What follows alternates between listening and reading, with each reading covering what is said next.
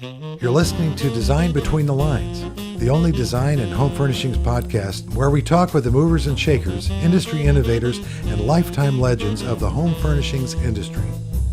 It's here that I get a chance to sit and chat with the influencers shaping the industry into what it is today, and to learn a little bit more about life in their world. We're in High Point. It's during market. We're at the String and Splinter Club, right in the middle of downtown High Point.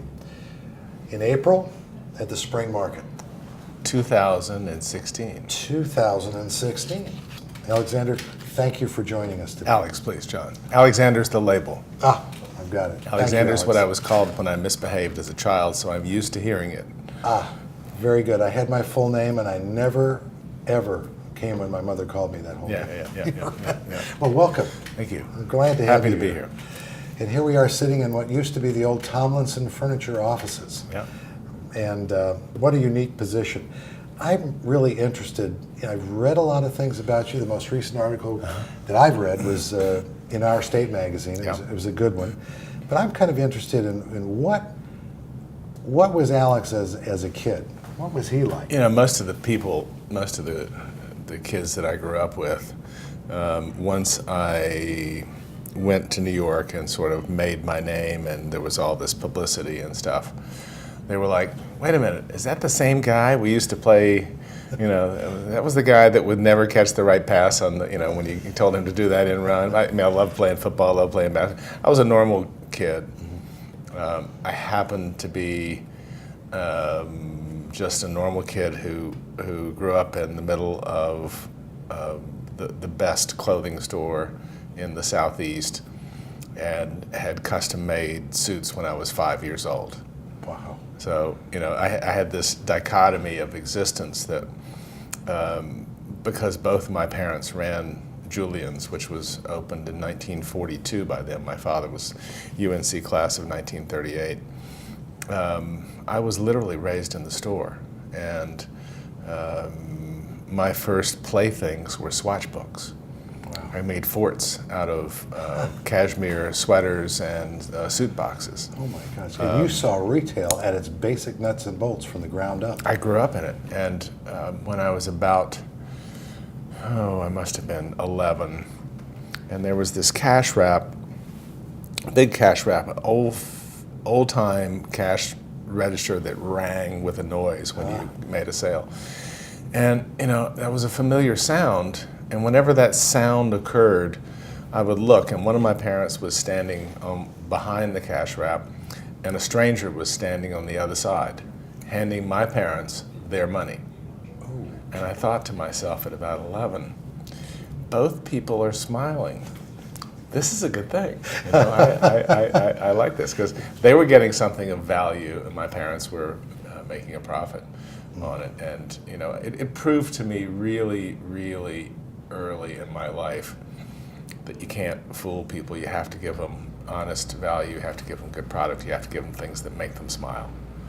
And that's something that, I had a foundation for 25 years on trying to figure out ways to help teach aesthetic development to kids. Mm-hmm. And the gross oversimplification of how to teach creativity to a child, which, by the way, is the same way to teach it to an adult, it's just that children listen, is what I call E squared, which is exposure times empowerment.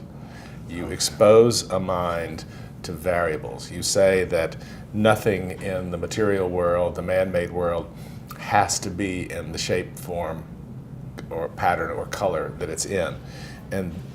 But then you give them enough self-assurance, which is the empowerment, to make them feel comfortable to go out and try something that they've never seen before.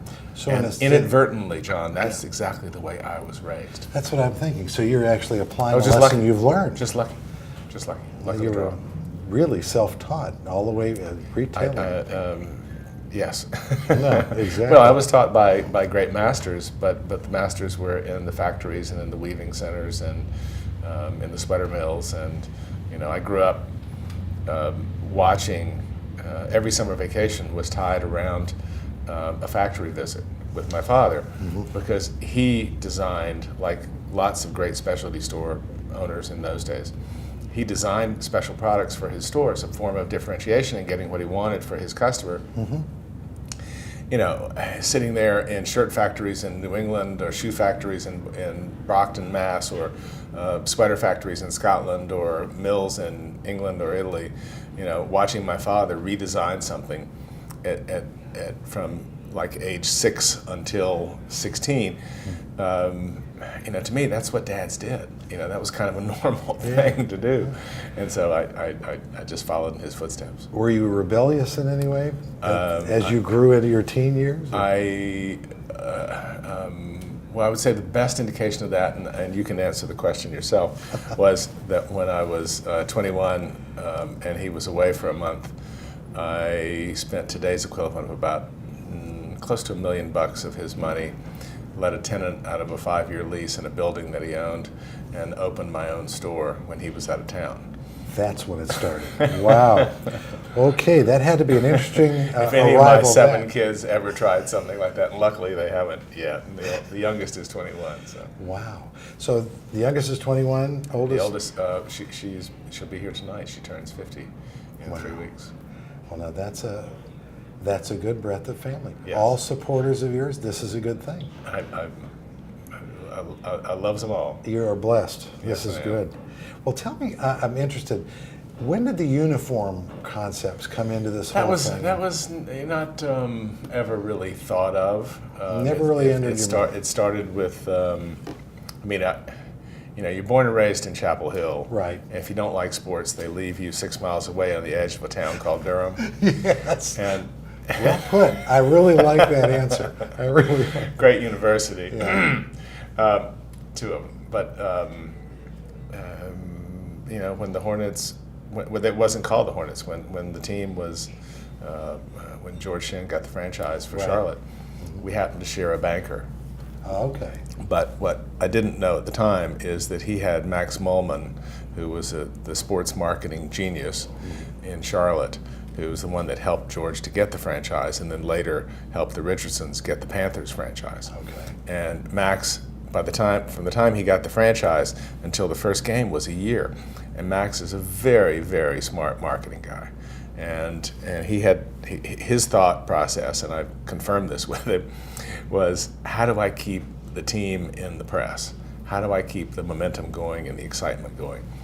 And so he's the one that had the idea, and then George connected to me through an NCMB banker.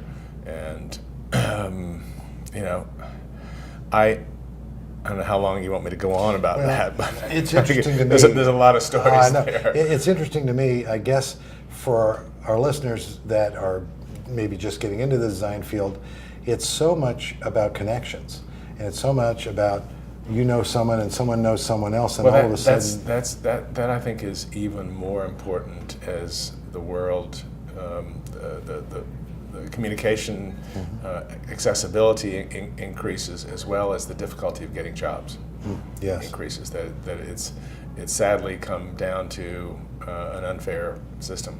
Yeah. But that's just kind of how it works. Maybe that's the way it always was. I don't know. But you know, I was in New York. I wasn't in North Carolina, and it worked wonderfully for them. It worked well for me. George asked if he could afford me, and I said, you know, I'll do it for honor. I will do it for nothing, but if you sell copies of my uniforms, I want my normal 5%. Exactly. And he said, I can't do that. Net. That's how the NBA makes most of its money, is selling all those copies. I didn't know that. It was expansion team. And you know, I'm living in Connecticut at the time, and I still am, and I'm thinking, you know, what good is money if you can't buy barbecue? So I traded him 5 pounds of Carolina barbecue a month for ownership of the uniform designs. Wow. The Washington Post headline was my favorite. I mean, I got a page of Sports Illustrated editorial, Newsweek, Time Magazine. It was big news, and because I was the first fashion designer to ever do pro sports uniforms. And the Washington Post headline was my favorite. It said, "Hoop Couture, Julian does pro uniforms and is paid in pork. Oh, this is very good. So at the end of it, they sold $200 million worth of copies of my uniforms before they moved to New Orleans. Oh my gosh. So basically, at 5%, I traded $10 million for a gut. Well, that's pretty good. I like George that got line. rich and I got fat. I understand a little bit of the, I guess it was an evening you were getting ready for an event in England, in London. Yeah. And you got this fateful Yeah. phone call. When Coach Smith, Yeah. the dean himself, called me at Claridge's Hotel, and God, it still makes the hair on the back of my neck raise to because being born and raised in Chapel Hill. Oh, yeah. My father went to school there. I went to school there. My sister, now 4 of my kids have gone to school there. It's about as blue as you can get. But to have Dean Smith, aka God of the hardboards, call and ask you for. He said, "Alex, I really like what you did with the Hornets. I think the Tar Heels are ready for a change. Would you like to do it?" And I'm like. It was literally like having God call and ask for new halos for the Archangels. Oh, jeez. I mean, and if I screwed it up, I could never go home again. Yeah, no pressure there, right? Oh my God. What is designing to a man like Alexander Julian? I wanted to dig in to what his design process is like.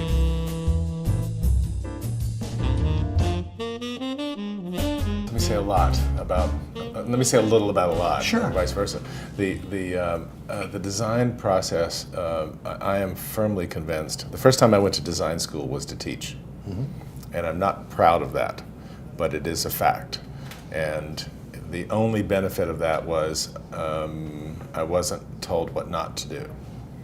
But the downside of it is I didn't know how to do anything except ideate. And ideation is my specialty. The creative process, I am convinced you cannot dictate design. You cannot dictate taste. What designers do is to listen.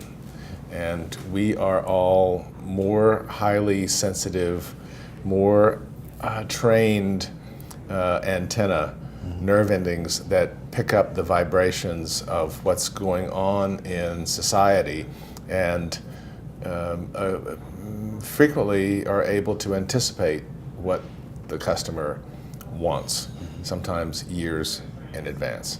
And it's not that somebody else wouldn't have gotten there; it's just you happen to have gotten there sooner. When I brought color into hip traditional menswear, it took off like a rocket.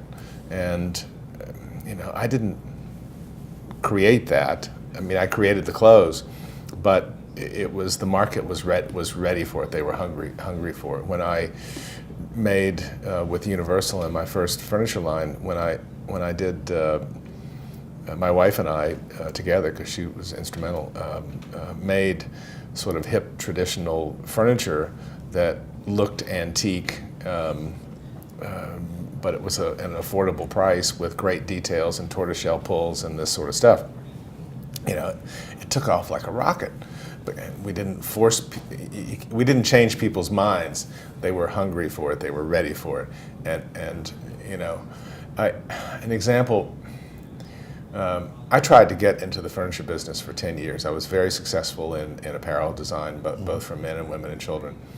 But the first time, John, that I saw a twinkle in the eye of someone whose taste I liked or admired, when they were talking about a piece of furniture or a room or their new apartment or their new house, the interior, then the first time I saw it, I would like to flatter myself by thinking that it registered with me, but certainly by the third time I saw someone whose taste I admired talking animatedly and with glow and fire in their eyes about furniture, I wanted to do it. And that's what I'm talking about is opening your eyes and ears. I have taught design, and you have to train yourself to be open and at the same time to register things that appeal. I mean, you can be walking down the street of New York City, and all of a sudden you look over and there's a pile of trash, and there's something that pings you. There's something that excites you about it, and you got to learn to analyze, what is it?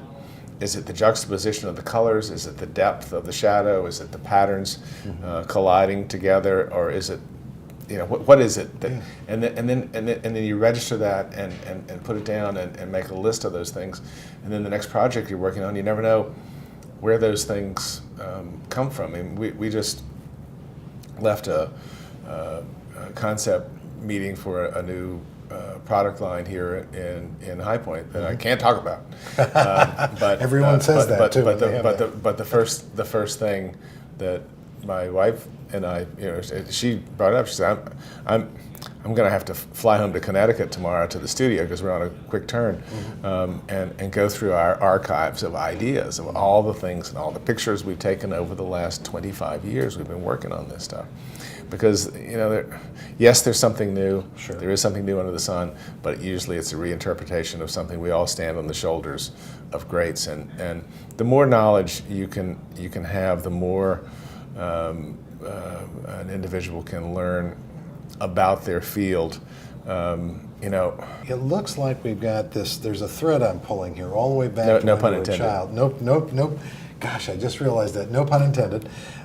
English major, Going back to your childhood, powers of observation. Yeah. You're observing two sets of happy people. Yeah. Your parents and the people buying the product. Value, right. value statement, and now you're seeing it applied in every category. But you're pulling observations from your daily living, and you have a designer's eye. And when I say that, that means it sticks in your memory. Yeah. And you remember, I remember I had this thing, and you stored it, and you bring it back up as you're about to do on this quick turnaround. This is what I see. It's kind of going all the way through your life now that you've got these observations. So that's amazing. I mean, Einstein said a lot of things about design. One was that creativity is more important than knowledge. I think if you have to weigh the two, I would agree with him, but the combination is what you really want. Yes. And that's where design schools can bring that all together. At least putting a functioning outline. Yes. But he also made an important point about genius being the ability to transcend the knowledge of one field into an entirely different area. And you cross-pollinate with things, and that's. I'm not saying that I'm genius by any means, but the idea of using. I learned from apparel design a very simple thing: what do women and men both like at the same time, and what's timeless in terms of iconography, patterns, colors, and I apply that. Those are my rules of thumb. That makes a lot of sense, and also it allows you to apply the memory banks that you've stored all these great ideas in. My other question. I haven't made any wooden clothing though. Well, but there's always a first. Well, we do some bamboo. It's fun though. I can remember being in China eating bamboo for dinner one night, and I said, "Really? You never know what you're going to get for dinner in China," and never asked. Right. As I recall, one factory owner, I asked what this was, and he said it's some kind of meat. And that's as far as I went with the question after that. But the question I've got for you is, it relates to when you expanded into home furnishings, and you made that great collection. And I know a major collection of yours won a Pinnacle Award from the American Society of Home Furnishings Designers, and they were happy to have you as an award winner in our select group. I was more than honored. It was very exciting. And you bounced into another human being who got you charged up. Yeah. You watched how they talked about furniture, and you were lit up by their enthusiasm. Is that correct? It turned on the engine. See, it got me focused on something that I had never thought about. And just as something as simple, I remember an old girlfriend who I don't get to see very often, but what she always says is, you're the one that told me about the sunsets. You know, that's a pretty simple thing. Yeah. I mean, I would think most people would dig beautiful sunsets, but she said, I never really paid any attention to sunsets until you used to wax poetically about them. Wow. Well, I have to make a note of that. And I had ulterior motives. Yes, you did. Just right after that, it got dark. Well, see, now I'm thinking, okay, there's another motivation, right? So the question I've got next for you is related to taking that step. You told me the other day on the phone when we were talking, you had a number of how many different types of products you've designed. Well, so far I'm at 108 different categories of How products. do you keep track of all that? I mean, it's Well, amazing. speeches. Well, yeah, there you go. make you quantify. Yeah. It was when I did my TED Talk at UNC 3 years ago. I saw that just the other day. It was 103.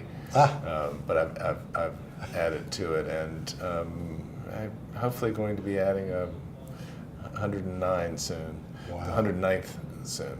I saw a great sweater in the first one I watched. There was that was of course your sweater. Yeah. It was a great talk. Well, it's all it's a question of time and place and applying the integrity of what is your design and premature into in an intelligent way. I mean, you can't just slap your design on and expect people to like it. It has to work for people. And the consumer, I grew up in a store, and I tell every design student that I ever meet that the best thing to do is find the store for the kind of thing that you're looking to design. Find the store that does the best job of selling that, and get a part-time job in that store so you learn to listen to consumers. That's great advice, because from there you've got a basis to make a judgment. Do you want to pursue that career, or do you want to go in a different direction?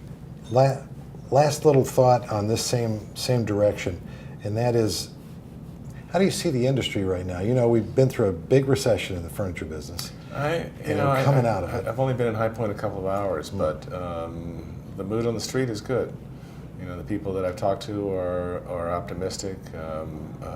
The trade is up, and even though the ridiculous HB2 laws here in this state, there's still traffic here. I'm not sure we deserve it. Yeah. But we just released the ASFD statement on that today to the press. Yeah.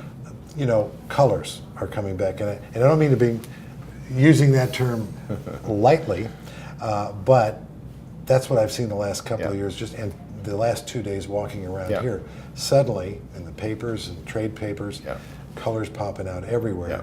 That's got to be heading your direction like a freight train. Right well, now. You know, it's, John, even a stopped watch is right twice a day. Well put. Well put. Well, what advice, in addition to what you just mentioned a minute ago, might you give students of design? And it doesn't matter what direction they're going about, what they should keep true to. Go with your passion. Go with your belief in it. Even if it doesn't work, get up and try again. If it doesn't work the next time, get up and try again. You know, I had to bash my head through into that brick wall of getting an idea across 1,000 times, and I thought it would never happen, and then suddenly things fall into place. It doesn't happen all the time. It hasn't happened for me all the time. I have had miserable failures along with great successes. You know, you have to be thick-skinned and be prepared for that and not take it personally. I think one of the key things that I would urge to anyone in any field of design is work on your communication skills, because being able to explain and communicate verbally, you can draw something well, that's great. I can't. But being able to explain the concept and what the emotion is behind it and the reasons it's going to make somebody have a better life. Work on your dialogue. Get it across to people. in a sense, you're selling no matter what. It's selling the same way that fly fishing is different than harpooning. You know, you're laying something beautiful out there, and the right time somebody's going to rise to it, and then you throw them back. Perfectly said. Perfectly said. Well, I want to take a minute here and thank you for being with us today. And it's an honor. Tell you, well, it's an honor for us as well, and it's great to share a few minutes with you today. Thank you for being here. I want to thank my guest, Alexander Julian, for talking with me at this past market. Design Between the Lines is produced by Element Studio with the American Society of Furniture Designers. We're recorded in High Point, North Carolina. To learn more about ASFD, visit asfd.com. And don't forget to subscribe to hear more industry stories of design between the lines.